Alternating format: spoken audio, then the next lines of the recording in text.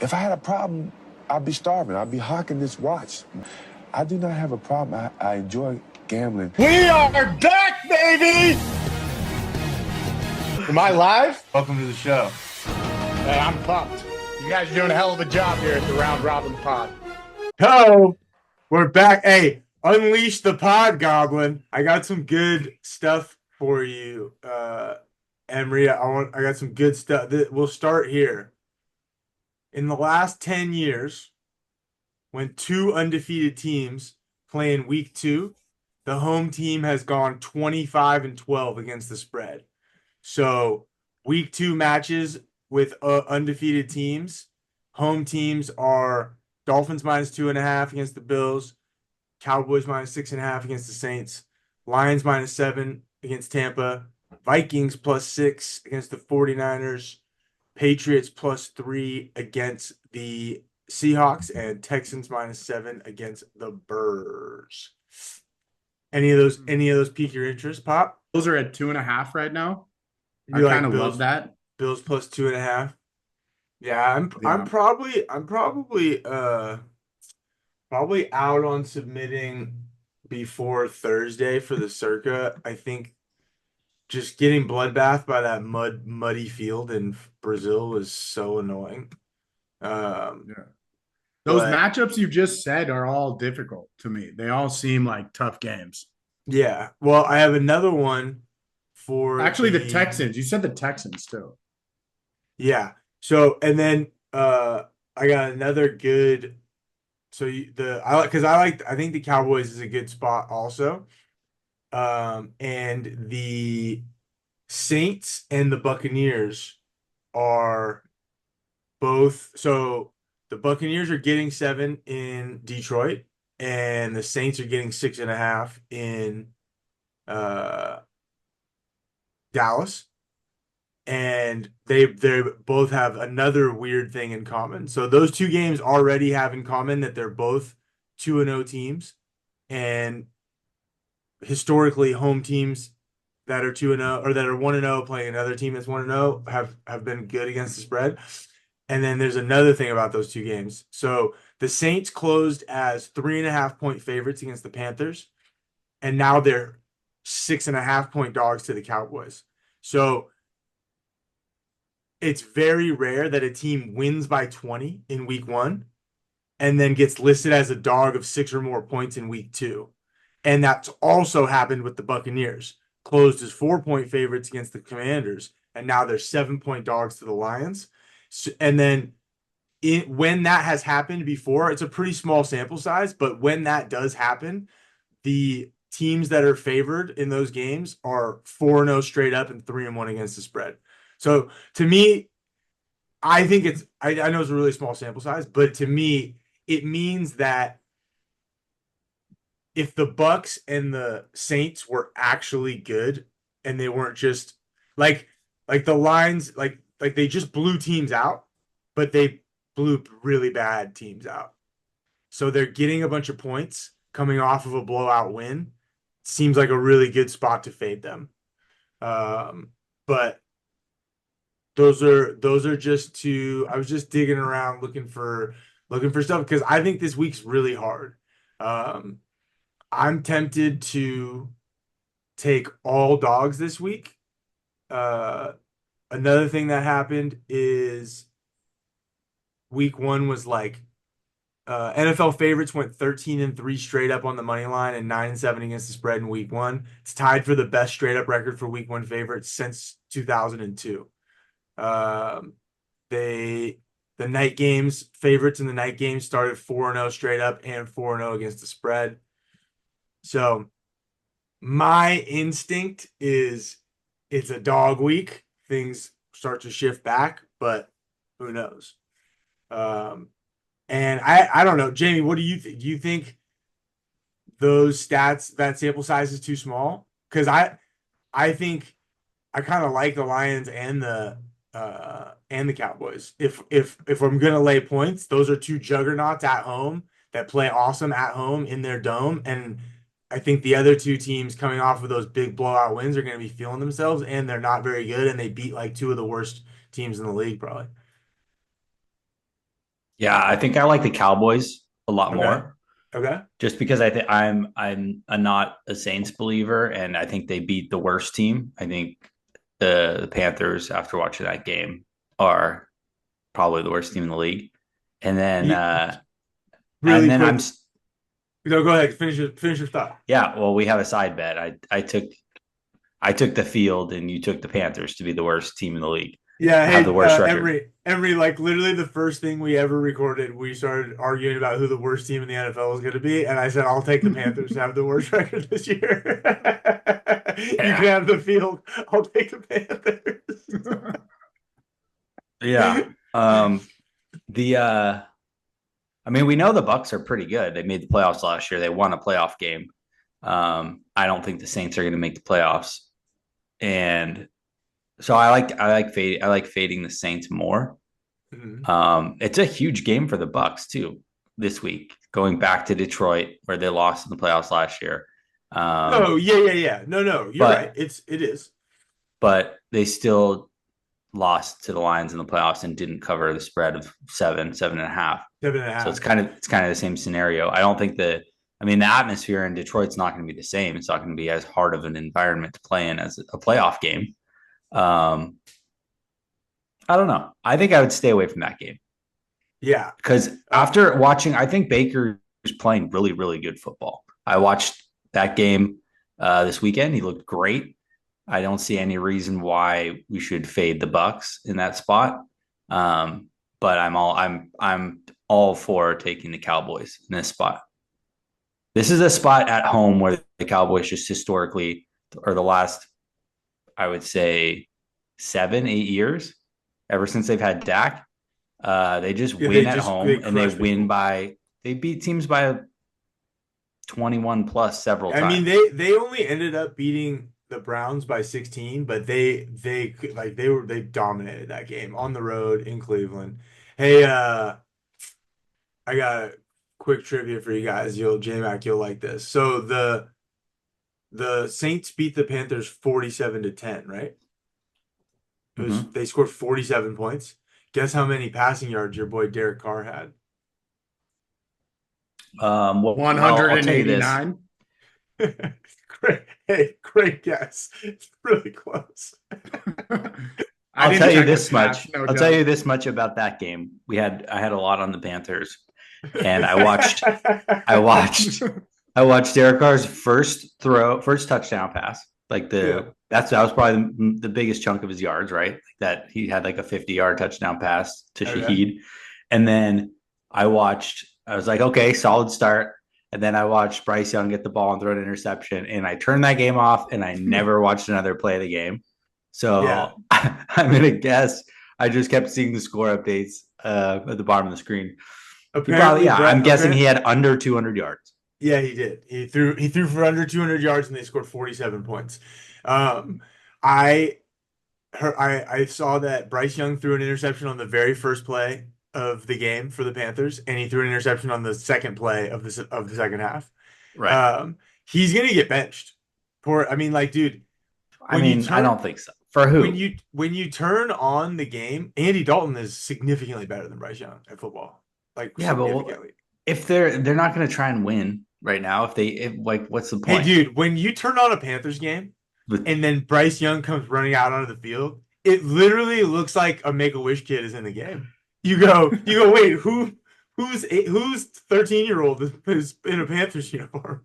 Like he doesn't even look like the same species as those guys. It's yeah, crazy. he's It's really small. it's crazy.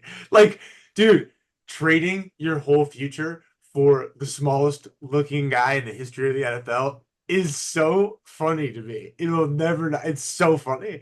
The only thing funnier is trading your whole franchise for Deshaun Watson.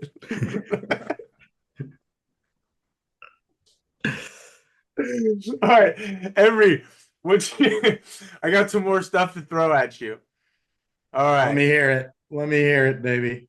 All right, I really want to talk you off of the Colts. I think the one of the sharpest plays this week is the Packers. So here's a good one. So the Jets, Colts, Panthers, Falcons, right? Yeah. So Jets lost to the Niners, Colts lost to the Texans, in what was the most physical, brutal game of last Sunday. That game looked like a playoff game. I don't know if you saw, like, those guys were like, Oh yeah. those guys were hitting, they were talking shit. Like, that was the most competitive game, I think, on the whole slate. So I I we saw this last year too, a lot with the NFC North. When those teams play each other and have like a playoff atmosphere, like a super physical game, I like fading them the next week. So we have the Colts going to the Packers, who are also having extra rest.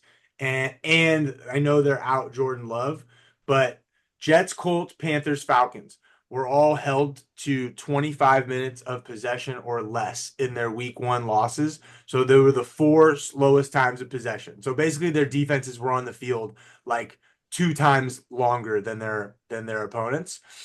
In the last 10 years, teams to hold 25 minutes of possession or less in week one are 8-23 straight up and 6-25 against the spread in their week 2 game. That's like a really, really like legitimate bad performance in your next game. So the Jets, Panthers, Falcons, Colts all were only able to hold on to the ball for a third of the game. And now in the last 10 years, there's been like basically 30 instances of that happening and going into week 2, and they all basically lose. Like 75% of them lose and 80% of them lose against the spread in the next week. So the way I'm thinking about this last week. Hey, Tommy, tell me what you're thinking about. I how I think things through. I get feelings and then we lose. So we have you look like a thinker with those spectacles on. Hey, these are my Joe Burr glasses, baby. So we have a couple things here. So I think last week, I'm happy we survived that with the 0-5 start. I think that was a good introduction to this year's football festivities. So at least what we got is we got to see the teams play. So all those things you're talking about are correct. The thing with the Colts is they played probably a top 5 team in the NFL, maybe borderline like top 6, say top 6, but they played one of the better teams and one of the most prepared teams, it seemed like. And they played them really well. And we saw a rocket launcher of a quarterback play quarterback.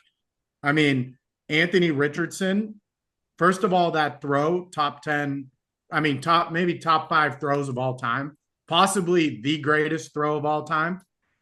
I mean, did we see this? Did we witness this all collectively? I thought it was a good throw. I saw it. I think we all saw that throw. Going like stumbles, almost gets sacked off his back foot, rocket launcher Fortnite, 66 yards, right in the breadbasket, touchdown. So my point with that is when you have a quarterback like this, there's explosiveness all over the field. The only guy that's similar, that he's better than him, is Josh Allen. Josh Allen is the only guy that can do things like that and just take the game when it seems like it's stuck and make some kind of amazing play to change it. And this week, I think since we watched those games last week and now we see the teams play, I think it's a week where we look and we see which matchups favor us. So which teams are playing bad teams, which good teams are playing bad teams, and where we can say, okay, look, I'm not nervous about the spread in this game because I know this team could possibly steamroll the next team. Yeah. And I think with the Packers is if they don't sign a quarterback this week and they go with Malik Willis, this is similar to the Broncos starting their wide receiver at quarterback. When they got 2 first downs. Emery, football, but so here's what I was thinking about this, because I think you're right. I think because of your background, you literally played professional football. So because of your experience with the actual X's and O's, I think, and because I'm not a football guy, like I know football, but I don't know it like you know it, like in the like inside baseball. But we know math and markets and like trading these picks. So I think we should try and figure out a way to combine the two. Because I think you're right. I think I should trust you to know. I think like what you watched on Sunday and pick the really good teams against the really bad teams. So, but I think we should try and find agreement where it also matches up with the math. So I got another one for you that Wait. I want a little caveat off that. So Okay. I that's 100% right in that. Well, Hey, I'm losing my trick. Hey, you're 100% right. I am a genius. Yeah, I'm great. I'm great at the X and O's. I'm a football savant. These things are all correct. The other side, these are absolutely correct. You're right. You hit it right on the nail, Condor. The part I was thinking about, like this numbers thing, this is what I mean. The numbers that we're talking about, I'm trying to hide my knowledge, like my lack of knowledge in numbers with the games I pick. So I'm trying to look for games where my lack of the other side of it, those numbers and the spread side, doesn't come into play as much. You know what I'm saying? Yeah. I know I don't have the experience to like look at the spreads and be like, okay, look, I'm only looking for games where I can be like, okay, I don't care what the spread is. This team has a potential to win by like 10 or more points. Okay. That's how I'm looking at the games I'm picking. And then when we get to the games where it's like, okay, I don't know, like those last 2 or 3, those are the ones where now we got to really trust the numbers. That's like what's going on in my head. I got a good one for you then, because we're still on this game. We're still on this game. We're talking this game. What do you think about this? Tell us why you like the Colts.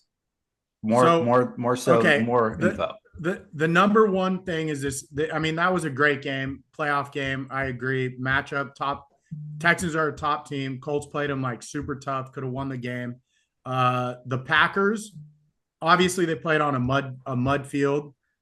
Secondary looks terrible. Their defense overall looks pretty bad. A lot of holes, even though they were sliding around all over the place. Yeah, I think you have to throw everything out from that Rio game or from that Brazil game. I think it was there's too much variance in that mud field they played on. Then now Love is out. I think there's too many variables that you don't know the answer to your point of like X's and O's stuff. Well, that's the thing. Like if Jordan Love wasn't out, I would totally be all in about this. But the Jordan Love being out and playing Malik Willis is a huge problem. Like they won't be able to move the ball. So the defense is going to have to load the box. They're not scared of the passing game. The Colts defense is good. And then, so you're talking about times of possession with the Colts. They're going to have like 40 minutes of possession. Like they're not maybe, unless they can't stop the Packers run. They're going to load the box. There's going to be 8 in the box every time. They could just play man-to-man on the outside. Go ahead. But I don't know. Well, J-Mac, I think we should come back to this game, because unless you have like a firm, unless you have something you really want on this one, because I just think it's a huge stay away if because of that Colts time of possession, because of the bloodbath in division rivalry, super physical game, and the fact that we really don't know enough about the Packers defense because they played in that mud game, and the Eagles might be really good. Like I just think there's too many things about this game that make it impossible to fade the Packers. Yeah, wait. Well, let's not pick the teams now. Let's just go over the games, and then at the end we'll run through them. Yeah. So we're not making any decisions. Go ahead, J-Mac. Well, first of all, when I think of like greatest throws of all time, I think of Emery at Akalani's. Campo versus Akalani's, and it's up there. So don't sell yourself short on those, Emery. But fade to the back corner, that was right on the money. Who caught that? Yeah, the Kava Tyrell. Fade to Kava Tyrell in the back of the end zone. 8-8 Samoan. Hey, shout out Kava. Oh yeah. Shout out KT88. Let's go. So we all saw, and everyone saw, the Packers they couldn't stop the Eagles on the mud field. Their defense looked really bad. There's going to be a big overreaction, I think, from that. Playing in Lambeau, great home field advantage for the Packers. Getting more than a field goal at home. There's a lot to like about the Packers in this spot from a betting perspective. But I think it really comes down to how much you like Anthony Richardson. If you think he's a really good quarterback, because they have Shane Steichen, great coach. Didn't he only complete like 10 passes in that game? He was 9 of 19. Yeah, I mean, like, with that one we touch. can't say he's a great quarterback yet. He threw one good pass. I said they have a great coach. He did throw the greatest pass in the history of the league. But on the other side, with Malik Willis, he's never thrown a touchdown pass. Neither have I. Well, you're not a professional quarterback. Oh. No touchdowns, 3 interceptions. He's run the ball 32 times and he's fumbled 4 times. He's clearly not a good quarterback. I think Emery's right that it's a really like a disaster. It's maybe one of the worst backup quarterbacks in the NFL. Yeah. So when you have Shane Steichen, you have a Colts defense that's really good. I mean, the other thing about on the Packer side is the Colts have to play outdoors and they're an indoor team. But it could be one of those games like the Colts stop the Packers and then they score a touchdown and you're like, oh shit, this game's over. The Packers aren't going to move the ball. Like if the Packers go down by a touchdown or more, it's just over. So the Packers game plan is going to be just like running the ball with Jacobs, playing field position, and hopefully their defense can stop the Colts. You know who has the best home record in the league over the last 10 years? Probably the Packers. Yep. Yeah, their home field's great, but it's also way more advantageous in cold weather, and we're not there yet. Yeah, so true.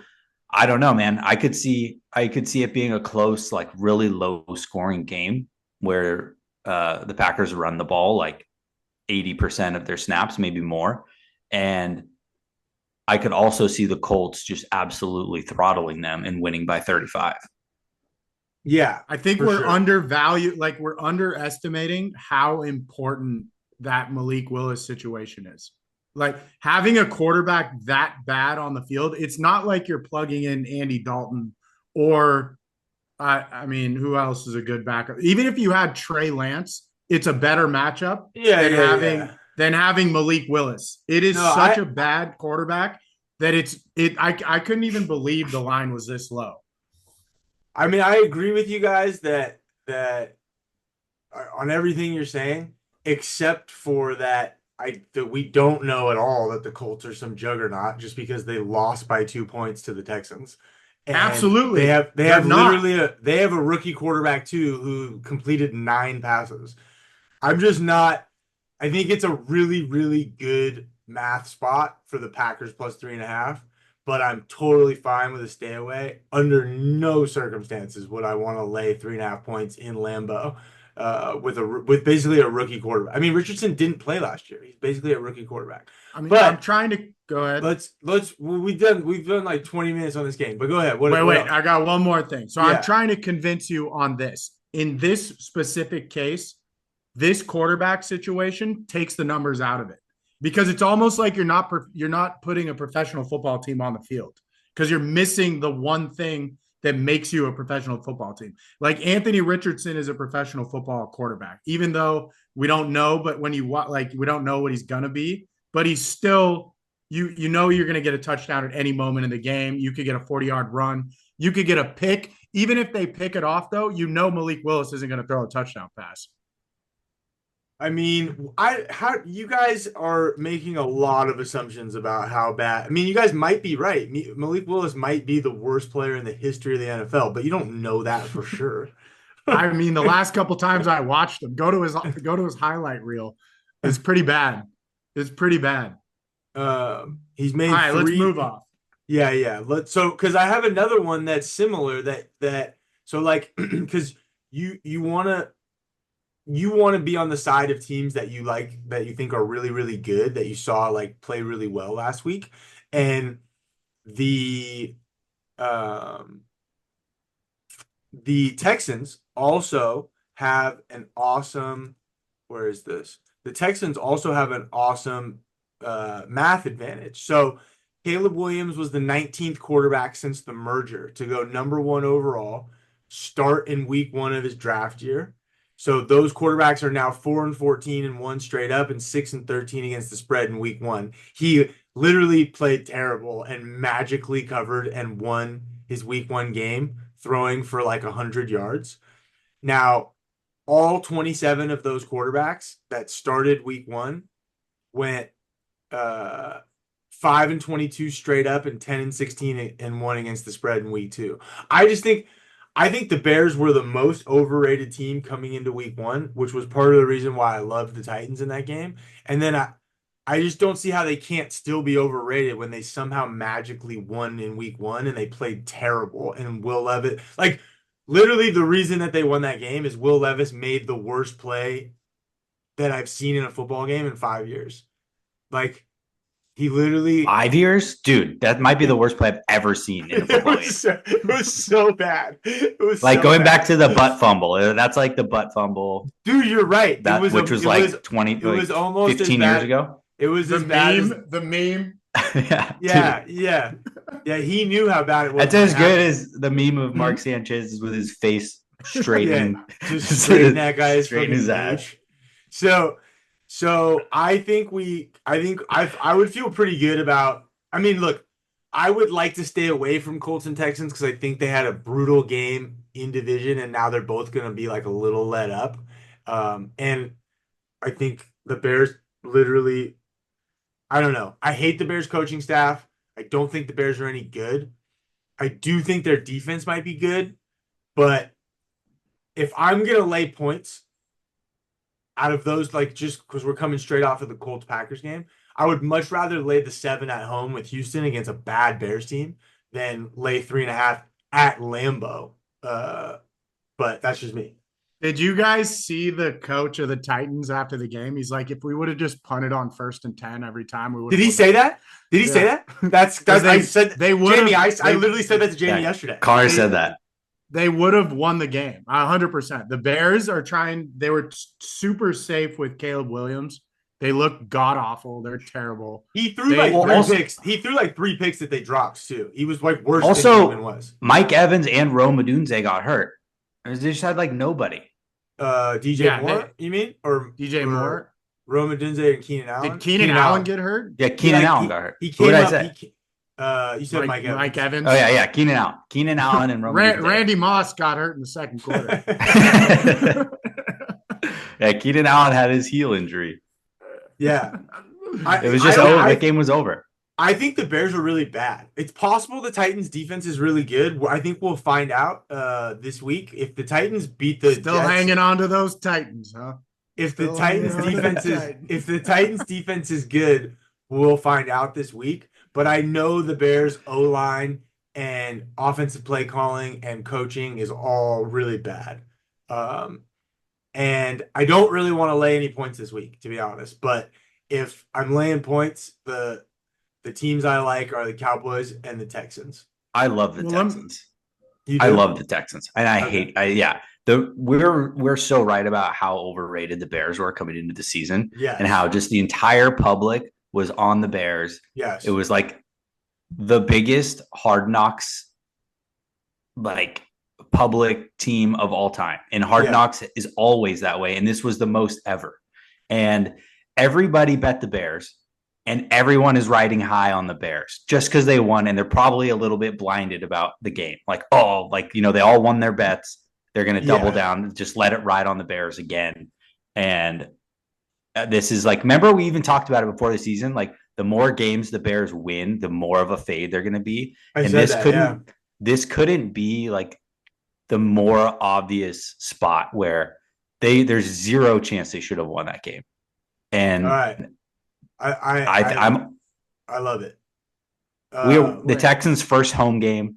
The Texans just against a really good Colts defense. I think a Colts defense at home that's pretty good. They were pretty unstoppable, and I think they're just going to put up a ton of points. There's no way Caleb Williams is going to be able to keep up with the amount of points the Texans score. All no right, way. let's keep moving. Wait. Let me give you a little something about this game here. So I was one of those people that bet on the Bears. So we're in business. I will say, after the game, I realized that was one of the worst bets you could possibly make of the weekend, and that goes back to this point of objectively watching the game. So we learned a ton about the Bears. So I know that until we see Caleb Williams complete a pass over 15 yards, or even their coaching staff to allow them to throw a pass like farther than 15 yards, I can't do anything with the Bears. They're terrible on defense. They look bad on offense. They look like they're scared to use Caleb Williams. They don't use any of those weapons. Roma Dunze had one target, and it was because it bounced off somebody's helmet and he caught it off a bounce off like pass. So they looked awful. I agree with you guys. I think the one thing is I think the Texans at home this year are going to be so amped. The fans are just going to be amped. They've been waiting to see this, like with all the momentum in the offseason about Texans Super Bowl. They could go in there and win. I could easily see that being a blowout. I don't think the Bears are going to be able to do anything. So if we're going to pick, like if we're going to agree on this game right now, I'm fine with the Texans. Yeah. And I love watching good teams. It's gonna be like the greatest show on turf, Rams. Like they're just gonna put on a show, I think, every time at home. They're just gonna score a ton of points. They're gonna throw the ball deep. It's gonna be super exciting. It's gonna be like a party, like in the stadium. I think it's gonna be they're gonna be a really explosive offense. All right, let's keep this one. We all like the Texans. Okay, I got one that has two of the stats that I've listed already. So since 2003, nope, sorry. So in the last 10 years, when two undefeated teams play in week 2, the home team has gone 25-12. I already mentioned that one. And then in the last 10 years, Minnesota is one of the toughest places in the league to get a win. Over the last 10 years, they've had different coaches, different quarterbacks, and they're 52-29 in Minnesota.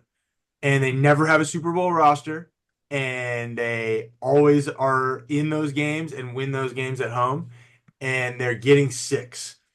And I know the Niners are amazing, but I think it's just a really good number. Getting 6 in Minnesota. The Niners are coming off of it's just a good letdown spot for them. I mean, they lost in Minnesota last year. And they all rallied around not having McCaffrey, and they beat the shit out of the Jets. I also think like the Jets might not even be Jets. We'll see. The Jets are TBD.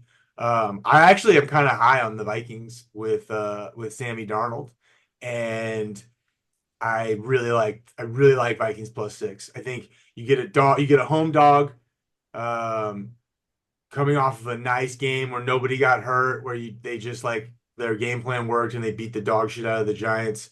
Now they're gonna get this is their early Super Bowl. They got the Niners coming to town, and this could be a letdown spot, but it also just like the numbers work, like that 70% against the spread, home dog, all that stuff is good. I got a question for you. Who do you think the worst 3 quarterbacks in the NFL are?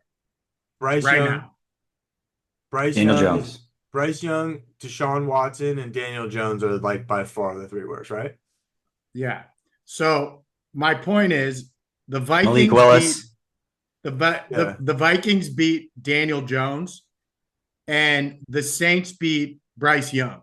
Okay. So this game with the Vikings beating, they looked really good. And I think the Giants were just a terrible team, just like the Panthers. Yeah. So they're going to be battling for worst teams in the league. So with this game, we get that effect of what we have with the Saints. So we don't know much about the Vikings, and we don't know much about the Saints. because of this, because they both played terrible teams. Yeah. So keep that in not, mind with these is what I'm getting at. I have nothing about my reasoning is saying I don't think the that you need to know anything about the Vikings in this spot because I just think it's a really good math spot getting 6 at home. But I know how queasy I'm not gonna love fading the Niners, like no matter what. It's gonna suck. Yeah. Like, taking the Vikings plus 6 is like sickening, but I just think it's a really good number. Yeah, the one teams not to fade, I think, like are the Niners, the Chiefs, and the Ravens, like at this point. And the Texans. All right, I got another one for you. I actually like the fact that the Niners lost there last year. I don't think you want to give any team that good any added motivation. And they definitely remember losing in Minnesota last year. I think they're going to go in there and play really, really well. Okay, so we'll move on from that one. All right, I got another good one for you. In Justin Fields' 21st career road start, he is going to be the betting favorite for the first time in his career. Mike Tomlin, last week as a road dog, 41-28-1 against the spread. Awesome. Mike Tomlin, as a road favorite, 32-40-2 against the spread. Not so good. I like the Broncos plus 3 in Denver. I saw the luck rankings for week 1. Seattle was at the top of the luck rankings, and Denver didn't even play well, and they were in that game in a very tough environment in Seattle. I think we get a very good home field at 6,000 feet or whatever with Sean Payton. I think the Steelers are happy to go home 1-1 on their road trip. And as long as Bo Nix doesn't just completely fucking shit his pants, we can cover 3 in Denver. I love this one. Ooh. This was one of my favorites of the week when I first saw the lines. Denver's one +3, baby. Denver's one of the toughest places to play. A Mile High Stadium, just everything about it. Broncos defense is pretty good. Sean Payton's great. Bo Nix, we don't know. They're going to run the ball a lot. The total in this game is 36. So 3 points is a lot, and getting 3 at home in what is expected to be a very low scoring game. And then like Justin Fields, like how many times have we seen Justin Fields just single-handedly lose a game? Yeah. Let alone not cover 3 points. This is my favorite game. I think if there were no other stats on this game and someone just told me, hey, Justin Fields has started 21 career road games and he's favored for the first time in his career, or just not even just, hey, Justin Fields is favored in a road game. Okay, well, I want the other side. Mm-hmm. Yeah. So that one I think will likely be one of our locks of the week, either you or me. So that's going to be one of our picks. Yeah. Emery, what do you got, dude? I saw you furrowing your brow on this one. This is a stay away 100% for me. Not even a question. I don't even need to talk about this one. But we have I got one question. I got one thing. We're doing locks of the week. We all get a lock of the week and then we agree on 2. So we have the Texans. We can agree on the Texans. I think we're locked in there, right? Yeah, I mean we that's where we're at. Here's the thing though, that the lines are gonna move maybe between now and when we pick Circa. So these are just we're just doing having these early conversations. Hey, the great things about my locks is that spread doesn't matter. All right. Let's go to this is another one of my favorites this week. Like I just mentioned, Seattle was number 1 on the luck rankings for week 1. And I think their O-line sucks. And the Patriots defense is sick. So Patriots plus 3.5 in New England. I think if Jamie and I talked about before the season started, if you would have put Pat Mahomes on this Patriots roster, he would have easily won the Super Bowl last year. Like, I think this Patriots roster is better than last year's Chiefs roster minus Pat Mahomes. So I mean, they just went into Cincinnati and beat them. Obviously, there's a chance of a letdown, but they're coming home, and Seattle like historically sucks traveling east and playing in those 10 a.m. East Coast games. And I really like getting 3.5 points. I think the total's 37. So like, I mean, if this game goes under, there's no way that it gets decided by more than 3. It 16, 13, 16, 14. This is a game in the 30s. The Patriots are going to give the ball to Ramondre Stevenson 100 times, and I really like Patriots plus 3.5. Yeah, Patriots last week. I mean, really like 3 months ago when I first saw week 1 lines, Patriots opened 9.5 when I first saw it. And I wanted to back up the truck on the Patriots, but I waited. I was like, it's probably going to go to 10. People are going to bet the Bengals. They're going to tease the Bengals, all those things. And so I waited on it. I didn't never bet the Patriots, and it just slowly moved to 7.5, the wrong way. So I never had anything down on the Patriots, and I was so mad because last year we were so early on how good the Patriots defense was, and we just kept betting the Patriots, and Mac Jones just kept single-handedly losing all of our bets. Just, it was so like brutal. with the worst fumbles and the worst interceptions, and he took a safety in one game that was like that we were like had a locked, and he took a safety. Yeah, I bet the Patriots to win the AFC East last year, and Mac Jones every week. These guys are the worst. Their defense is so good, though. Yeah, so good. So we got to see, like, even with Jacoby Brissett, like, just not losing the game. If they have a quarterback in there who's just hand the ball to Stevenson and don't turn it over, and you're in every game with that defense. Like, seriously, they're so good. Yeah. So first home game against the Seahawks. Dude, and like, I know Geno's been good the last 2 years, but he's still a guy who can just go on the road and throw like 3 interceptions and get sacked and fumble. Like, he's still not a guy I trust as a quarterback. Yeah. So I love the Patriots. What's the line on this game? 3.5. Seahawks minus 3.5 in New England.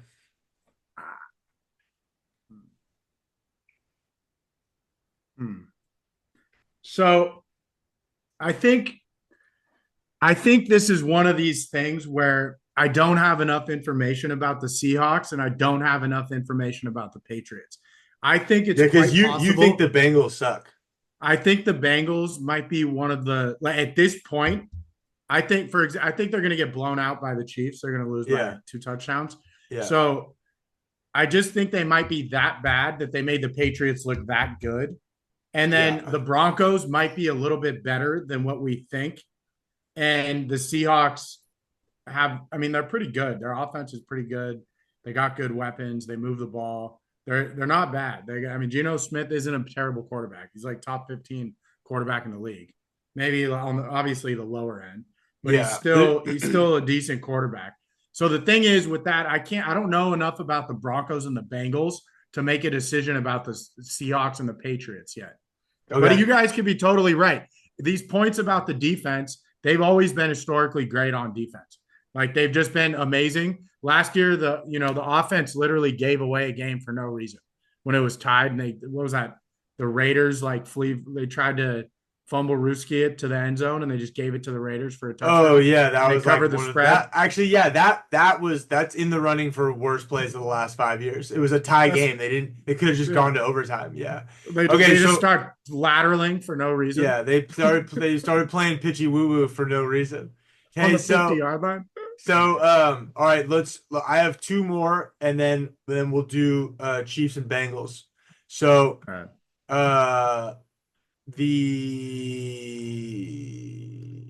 since 2003, when 2 winless teams play in week 2, so both teams lost week 1, the underdog is 50, 25, and 3. So 2 out of 3 times the underdog is the right side when 2 winless teams play.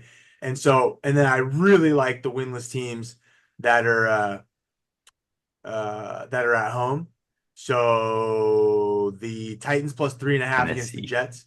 Yeah, I can't quit the Titans. I still think their defense is awesome. I still like their coaching. I think that Will Levis is obviously potentially a disaster, but if you don't learn your lesson from making that type of mistake, I think he'll be better at home.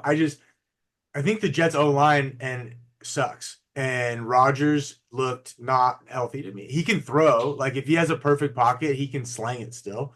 But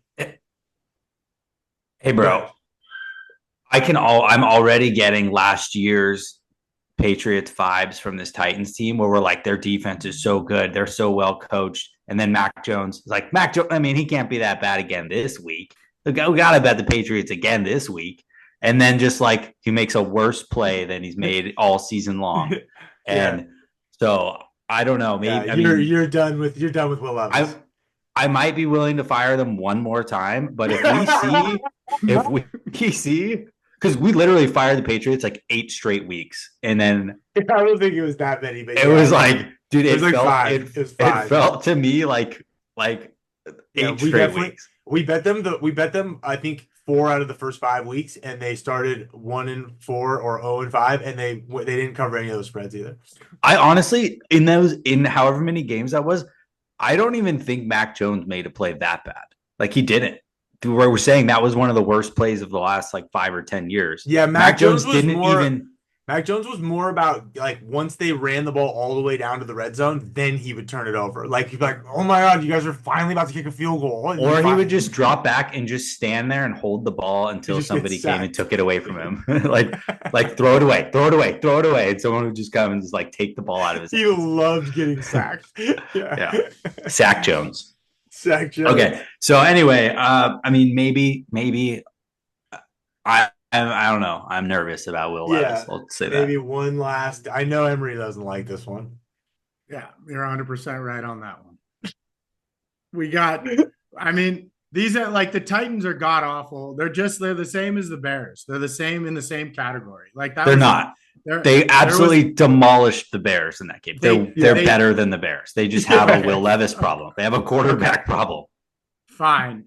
Okay, I agree. That part's logical. I just got once Connor said I was out on the Titans, I had to rub a little sugar on it. So I think the Jets, yeah, they're bad. They didn't look great. I mean, it's their first game with Rodgers. It's a little rust. He looked really immobile. He looked he can't play like on that back leg. Yeah, I mean, it takes away everything that we know about what Rodgers used to be, at least. Like, if we see a Rodgers that realizes that he has to adjust into more of just a stand-up pocket passer, like he needs to shift into a Brady route where he doesn't move.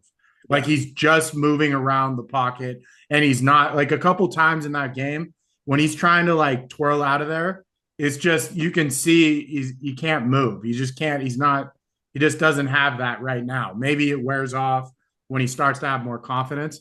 I mean, but this game just is too tough to call with these two teams that we don't know anything about. Like the Packers, I mean, the Jets look great on the one drive. If we get a version of that from the Jets, they could beat the Titans easily. So yeah, the Jets D line is really good too, and the Titans O line might be really bad. I'm actually still like obviously Will Levis was really made one of the worst plays ever, but I also think that the Bears defense is okay and the Titans offensive line might be kind of bad. And it's just getting worse for Will Levis. He's going against Sauce in that defense. Yeah. Like that's a real defense. The Bears, that's not a real defense. Nobody's high on the Bears defense. Everyone's high on the offense. I think the Bears defense is good. They have some good corners. But anyway, it's probably not top 20 though. Like Bears defense is not top 20. There's maybe top 15. I think they have a top 10, 12, 13 defense. Yeah. They have one of the corners. The Jets are top 3. Jets are top 3, like top 5 minimum. And they're going against Will Levis. Like that's pretty bad. I would say Jets. Yeah, I guess you're right though. Jets, Niners, Patriots, Lions. Cowboys, Lions, Titans, the Browns. Raiders defense is better. Suck. The Steelers, the Browns suck, dude. Stop. Ravens, the Browns. Like the Browns just got fucking absolutely mopped up in fucking. Yeah, it's impossible when you have a serial masseuse fondler as quarterback. It just doesn't. You can't have this energy on the field. It doesn't work. You can't have a guy that's a serial rapist. Your defense doesn't affect your defense. It affects everybody. How you have to stand next to him. You have to be in meetings. You got to like be like, hey, that's my quarterback. It's pretty. Like terrible. It's like when you work at McDonald's and you don't want to tell anyone that you work there. It's like that situation. It's like hey, where do you work? Working at the Browns. Yeah, hey, that's a very elitist take, Emery. We're fine. We're cool. We're happy with everybody that works at McDonald's. I don't know. I'm already picturing a meme in here with Deshaun Watson wearing a McDonald's hat. Yeah. Wait a second. Yeah, actually, that's a good point. The real joke is, hey, Deshaun Watson's going to be working at McDonald's by week 6. Hey, yeah. So my last one that I kind of like is I think the Eagles are good, and I think the Falcons suck, and they were one of the teams that had the ball for less than 20 minutes. I thought Kirk Cousins cannot plant. I didn't think their coaching was good. I didn't think they were prepared. I thought their defense was bad, and if the Steelers were able to run the ball and win the game with fucking 11 field goals, I think the Eagles at home will just literally have the ball the entire game. Like, they're going to have the ball the whole game. They're just going to run it down the Falcons' throats and play cover 2 and load the score box. Touchdowns. Yeah. So Eagles -6.5 is another line I like. I like. Yeah, I mean, under like 7, I think. I like it too. Yeah. All right, Emery. Hey, so much for taking the points. We're going to be on all favorites this week. Hey, Emery, tell us about the Chiefs and the Bengals, Bab. It's time to move on to the Sami's locks. Don't forget your question. I got to go back to these Eagles real quick. The Eagles are. They're going to be that same version, it seems like, for the first 10 weeks of the season. They're going to dominate. They're going to dominate on they looked awesome to me. Yeah, this week they looked way better. I thought that outside stuff was going to hurt them, but they're a really good team. They just have a lot of weapons. They got like a super good D-line. They're super good in every aspect. Their one thing is like, when is Jalen Hurts going to make the mistake? As long as he doesn't make he's gonna throw a pick, he's gonna do something silly. I think Hurts is good. I think he's good. It's just he has these weird things where he just wants to throw an interception when he doesn't have to. I think Hurts. I think he stinks. I think he's like the most overrated quarterback in the NFL. He threw 2 interceptions and he fumbled twice, and he looked like he should have thrown 4 interceptions. He should have thrown that pick 6. That would have lost them the game. A crazy take. I wish it would have. It was my lock. We don't even like the Packers defense, and I think the Packers defense is fine. It was the Mud Bowl. I don't think that there's anything to be gleaned from that game, really. But I did think the Eagles looked fine, and I think it's a crazy take to say that Jalen Hurts stinks. He already has been to the playoffs every year he started, and he went to a Super Bowl already. He was literally like Mahomes not getting a flag in the end zone away from winning the Super Bowl. He stinks. God, I'm so. Oh, Jesus. All right, Emery, tell us about the Bengals. Tell us about how bad the Bengals suck, dude. The week 2 Bengals at the Chiefs getting. Was it only 6? They're at 6 right now. Are you okay? Yeah, I'm choking on these Packers. Goddamn Packers. Goddamn Packers. I'm getting something's happening. Every time I say the word Packers, I can't breathe. Oh God. You got the pack. You got the pack lung pop. Yeah, the little pack action. Hey, where's your cup? I threw that away. We have something's going on in Cincinnati. I mean, we have Jamar Chase calling the coach by his first name, after post-game interviews. You were not a fan of that. So what happened exactly? He's just I don't know. Ask Zach. This is. I mean, they asked him why he didn't get more targets, and he said, "I don't know. Ask Zach." It was some kind of That's question pretty like that, gnarly. and he's not smiling, he's not happy, he's just like, I don't know, that's Zach. Like Pretty that's just gnarly. kind of a like you're their best player, probably. Like Joe Burrow is, I mean, supposedly their best player, but they're both top 5 at what they do minimum. And you have a guy like Jamar Chase already disgruntled. Obviously, it's contract stuff, but the season started and you're making comments like this. And then they go out and they play a game like this. Joe Burrow's getting sacked all over the place. They can't move the ball. They can't pass the ball. Patriots defense could be one of the best defense in the league. Even with that, we're talking about Joe Burrow and Jamar Chase. Since when does Jamar Chase not get targets? And since when does Joe Burrow completely lie down and just, you knew the game was over in the third quarter. You just knew it. You're like, oh, this is over. Like, Yeah, it wasn't the, even. The Chiefs defense is also really good.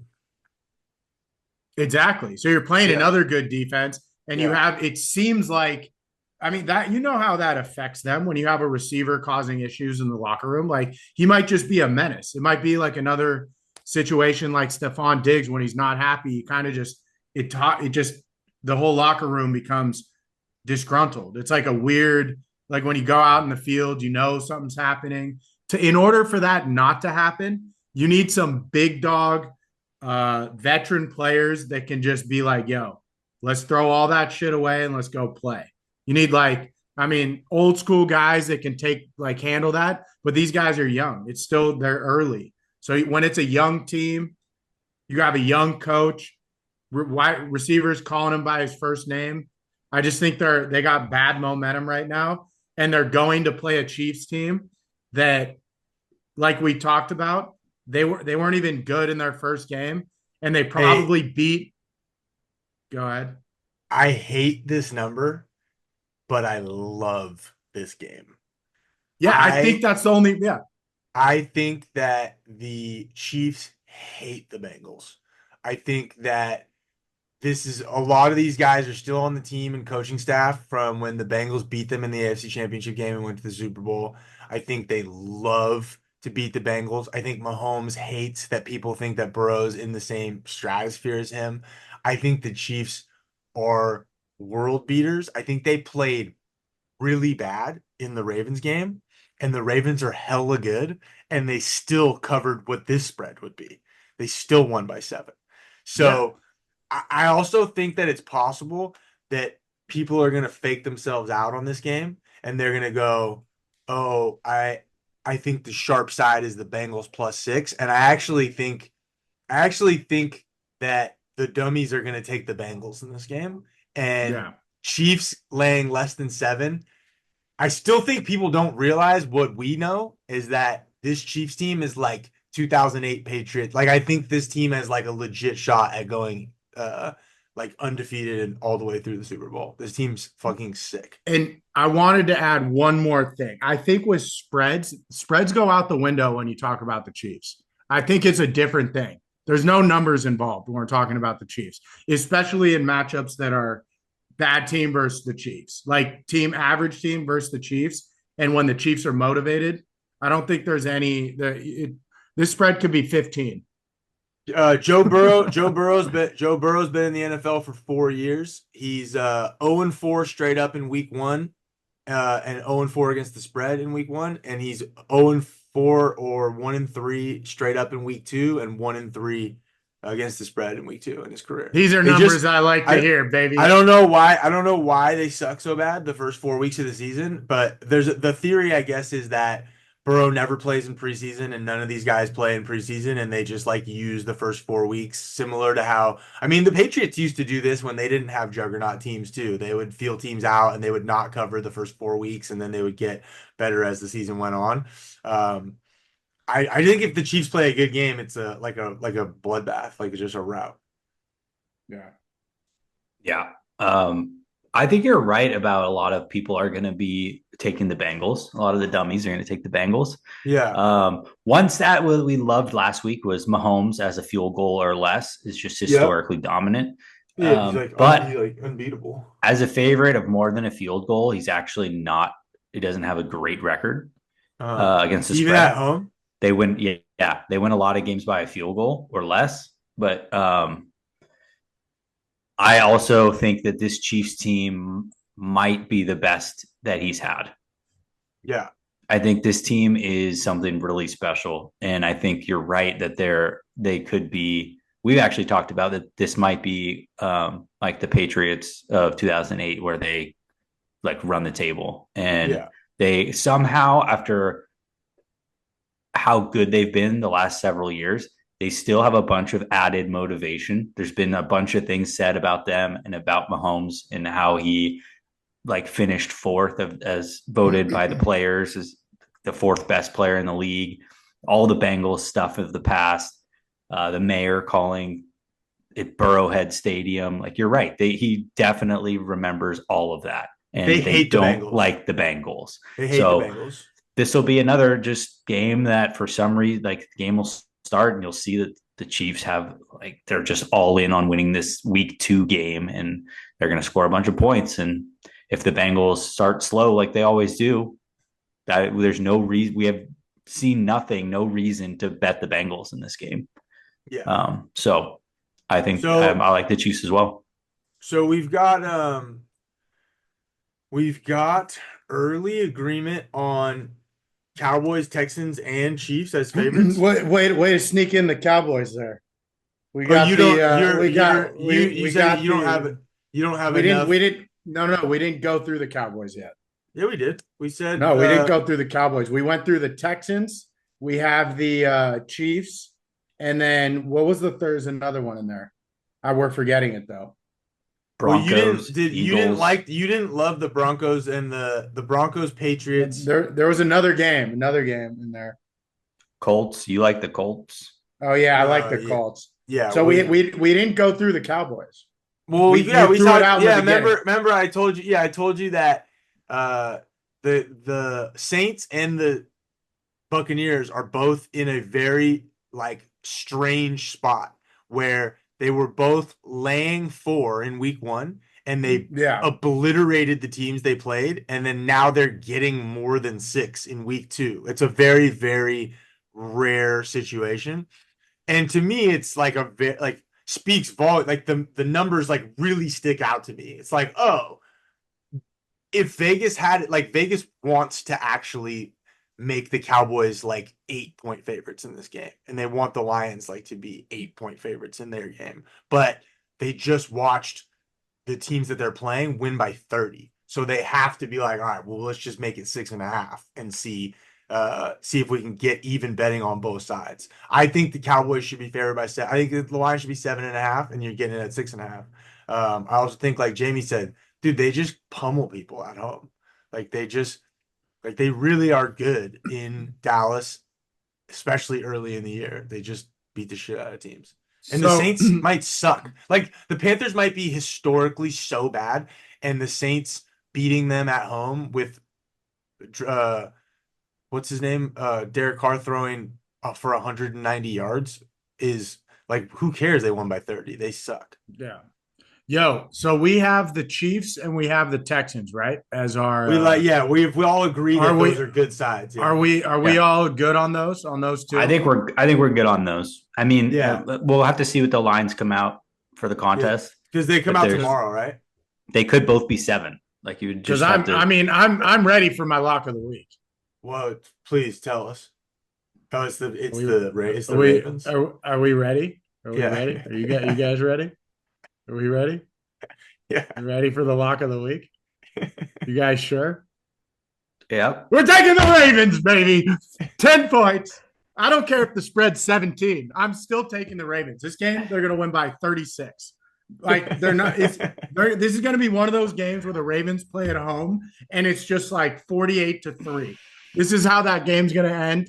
I think right from the beginning, they just steamroll them. Lamar rushes for like 220 yards and 6 touchdowns. I mean, fine. He has 3 passing touchdowns, 3 rushing touchdowns. We get Derrick Henry, 2 touchdowns, 150 yards. What is that? 8 touchdowns right there. That's 49, 48. No, what's 8 times 7? 56, baby. Now I'm a numbers guy. But that's so Ravens is a lock. Ravens is an absolute lock this week. I would take them at -16. I said 17, but I think the score is going to be more like. All right, let's look at their schedule last year. Man, last week I would have put up a fight and argued with you, and I'm just so disappointed in Antonio Pierce that I'm just like, yeah, sure, we'll take the Ravens. The Raiders are going to suck. Dude, we should the Ravens did have a bunch of home games last year where they just they killed people. They always do, smacking on people. They beat especially the Dolphins early in the year. They beat the Dolphins 56-19. They beat the Bengals 34-20. They beat the Seahawks 37-3. They beat the Lions 38-6. There you go. They beat the Texans 25-9 in week 1. So they definitely are capable of getting ahead and stomping people. I can't co-sign this play. I refuse to lay 9.5. It's just a part of my being. I also don't think the Raiders are as bad. I know what happened on Sunday. I watched every play, and Antonio Pierce, it was one of the worst coach games in the history of the league. But I'm not giving up on them yet. I still think the Raiders are an over for their wins for the season, and they're gonna be in a bunch of games because of their defense. So I would definitely not take the Raiders. Can you look up what Harbaugh's record is after a loss? Oh, that is a good one. Yeah, we should know that to the Chiefs. John Harbaugh against the spread after a loss. Under John Harbaugh, the Ravens are 12-5-1 against the spread in week 1. After a loss since 2019, John Harbaugh's, dude, this is just in the last 5 years. John Harbaugh's squad is an incredible 21-10-2 after a loss. Bang bang. Hello. Yeah, that's actually a pretty amazing number. They're gonna kill them, dude. They have to win this game to get back on track. They're gonna destroy them. I was saying this about the Bucs last week, and I knew this is just one of those games where it no spread matters. It's gonna be a bloodbath. We use this. This is the game where they just steamroll someone. Yeah, they're just gonna kill them. But they just lost to the Chiefs, and everybody was on Lamar about how he's not a quarterback again and a running back. This is what they do. It's going to be again in the press conference, they're going to have that meme about not a quarterback, huh? And he has 4 touchdown passes. He also has 100 yards rushing. He's going to have 6 total touchdowns. Something insane. They're going to smack them. Yeah, it's a really, really bad spot for the Raiders. You want to know? I've got all the head coaches up. Their just total records. Go ahead, Jamie. Finish your point because I don't want to take away from it. We're going to move on to something else. That was all I was going to say. Just a really bad spot for the Raiders. Minshew, you're out on the Raiders. Minshew looked not great. I mean, he was okay. He just had a couple. He threw the ball backwards to nobody. Terrible coach. The running back who's supposed to be their guy fumbled in a huge spot. Their offensive line wasn't very good. The only thing that they have going for them against the Ravens is a really good pass rush against a not very good offensive line. But they're not even going to be able to catch Lamar anyway, so he'll just run out of it. The Chiefs can't. The Chiefs couldn't. Yeah. Yep. Got some. And so go ahead. The Ravens defense did a pretty good job against Mahomes. I thought awesome. And so what's it going to be like for Minshew in Baltimore? It's not going to be pretty. Yeah, I think you guys are right. Actually, if they were 1-0, then it might be a letdown spot. But they're 0-1. Hey, we're going to be laying a total of 40 points this week. Just all 6.5 plus favorites. Just Emery, where'd you go? Wait, I got a system malfunction. I'm trying to fix it. Hold on. He dropped his lock of the week and just dropped the mic and left. I got 1% on the computer. Hey, look who's in the background. Hey, I've got some good the Packer mug. I've got some good we'll end on this. Wait for Emery to get back and then we can cut out this part. Wait. I'm still. Oh, where the fuck is it? Okay, here we go. Hold on. Give me a second. Goddamn European outlets. Oh, fucking shit. Okay, hold on. Hey, dude, get your fucking Turkish ass out of the camera. A lot of muscle right there. A whole lot of muscle. Hold on. Here we go.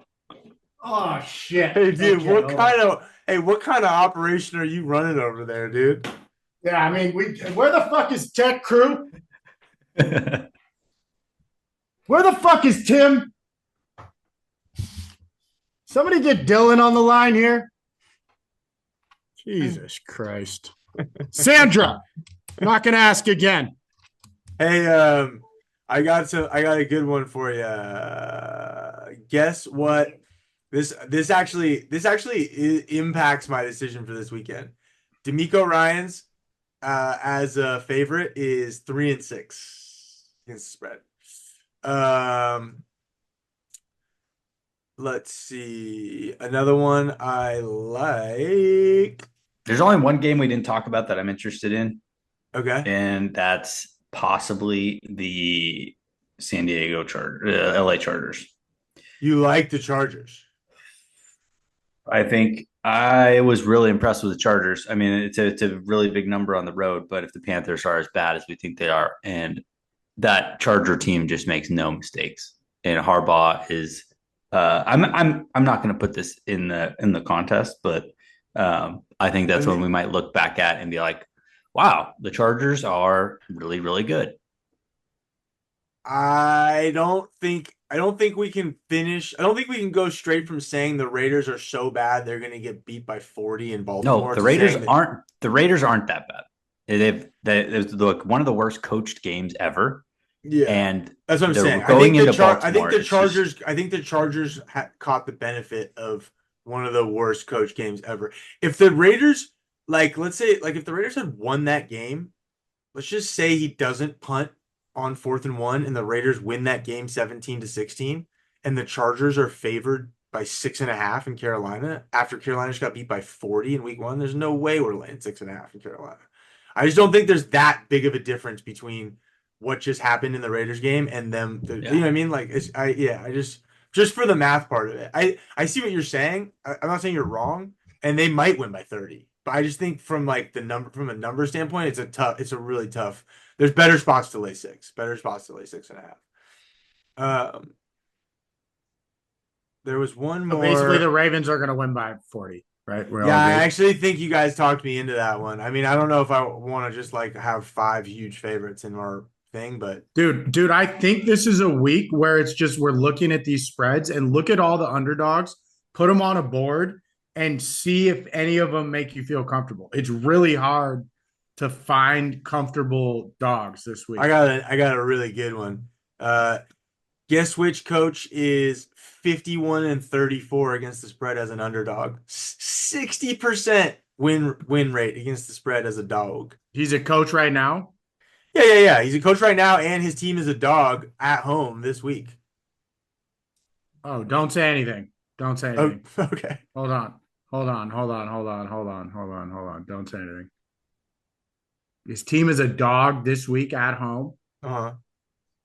Oh, gosh. I mean, it's Jamie and I both really liked it already. There's only one. Already Sean Payton, obviously. Yeah. Okay. Hey, Emery, good job, dude. You got it. Well, I mean, I wasn't thinking. I forgot. I was thinking of long-term coaches on good teams. I mean, dude, I forgot about I mean, these numbers are all with the Saints. So, I mean, mostly. I'm sure he covered some spreads as a dog last year, but I really, really like that Broncos number getting 3. Yeah. But hey, let's touch base. Let's come back on. Let's wrap this up because I want to throw it out. I think this was a really fantastic intro pod to the bets for this weekend. Why don't anything on tomorrow's game? No. What? No. I mean, we're not submitting. We're not submitting this early. So on mine, I'm on the border. I'm borderline on just the one that I'm doing. I'm the Bills at 2.5 is insane to me. Like it's an insane. I have my little. Let me show you what I got here. Yeah. Let me Oh, show you well, what I I mean, got. Jesus Christ. This is real. These are real numbers right here. Might as well be